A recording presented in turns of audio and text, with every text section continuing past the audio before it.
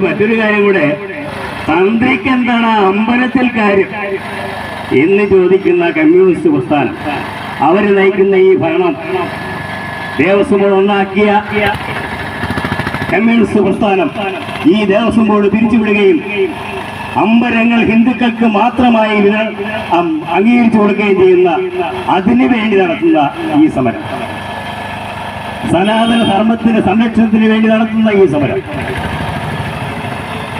സാംസ്കാരിക ധ്വംസനം, സംസ്കാരം എന്നൊന്നും അറിയാത്തവർക്ക് സാംസ്കാരിക ധ്വംസനം എന്നാണ് അറിയത്തില്ല.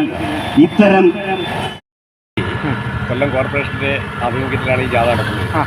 ഇത് രാവിലെ പാലത്തറയിൽ നിന്ന് ഉദ്ഘാടനം ചെയ്തു. കേണൽ എസ് ദിന്നിയാണ് ഉദ്ഘാടനം ചെയ്തത്. അതിനുശേഷം പൂനമ്പായിക്കുളം വഴി ഈ കോർപ്പറേഷന്റെ വിവിധ മേഖലകളിലൂടെ സഞ്ചരിച്ച് ഏതാണ്ട് ഒരു 10-15 സ്ഥലങ്ങളിൽ പരിപാടികൾ സംഘടിപ്പിക്കുന്നുണ്ട്. പൊതുയോഗം സംഘടിപ്പിക്കുന്നു. യാത്ര ഇന്ന് മാത്രമേ ഉള്ളൂ? യാത്ര ഇന്ന് മാത്രം. എന്താണ് ഈ യാത്ര കൊണ്ടുള്ള ഉള്ളടക്കം? യാത്രയുടെ ഉദ്ദേശം എന്ന് വെച്ചാൽ, ഒന്ന്, സനാതന ധർമ്മത്തെ സംരക്ഷിക്കാനുള്ള സംവിധാനം സർക്കാർ ചെയ്യണം. 2, ക്ഷേത്രങ്ങളുടെ ഭരണത്തിൽ നിന്ന് സർക്കാർ പിന്മാറണം. ക്ഷേത്രഭരണം ഹൈന്ദവ സമാജത്തെ ഏൽപ്പിക്കണം. വിശ്വാസികളായിട്ടുള്ള ഹൈന്ദവ സമാജത്തെ ഏൽപ്പിക്കണം. അതുപോലെ തന്നെ സാമൂഹ്യ നീതി എന്ന് പറയുന്ന ഒരു കാര്യത്തിൽ വളരെ പിന്നോക്കമാണെന്ന് കേരളത്തിലെ ഹിന്ദുക്കളുടെ അവസ്ഥ. അതെ, ആ ഹിന്ദുക്കളുടെ ഏറ്റവും താഴെത്തട്ടിലുള്ള ആളുകൾക്ക് പോലും യാതൊരു തരത്തിലുള്ള ആനുകൂല്യങ്ങളും കൊടുക്കാത്ത ഒരു സംവിധാനത്തിലൂടെ ഭരണകൂടം ഭരണം നടത്തിക്കൊണ്ടിരിക്കുകയാണ്. ആ ഭരണത്തിന് മാറ്റം വരണം. ഈ ഭരണത്തിൽ അവർ തുടർന്നോട്ടെ, നമുക്ക് പരാതിയൊന്നുമില്ല. ഈ ജാഥയുടെ ക്യാപ്റ്റൻ ആരാണ്?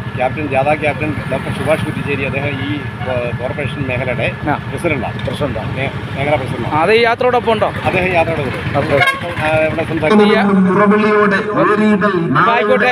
എന്തായാലും യാത്രയ്ക്ക് ആശംസകൾ പറയുന്നത്, എല്ലാ ആശംസകളും പറയുന്നത് നന്നായിരിക്കട്ടെ. ഓക്കെ, നന്നായി.